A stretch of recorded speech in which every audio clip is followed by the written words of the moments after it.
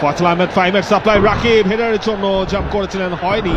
জামাল ভুঁইয়া, সেখান থেকে হামজার অ্যাক্রোব্যাটিক অ্যাটেম্প্ট এবং সেখান থেকেই গোল। হামজা চৌধুরী, যার স্বপ্ন ছিল বাংলাদেশকে ম্যাচে ফেরানোর, এবং সেই স্বপ্নেই সত্যি হলো হামজার গোল। পঞ্চম ম্যাচে তৃতীয় গোল হামজার। হামজা চৌধুরী আরেকটা গোল দেয়ার তার প্রান্তে, হামজা চৌধুরী তার শট এবং হামজার গোল। হামজার করা গোল, বাংলাদেশের 2 গোলের লিড। Panenka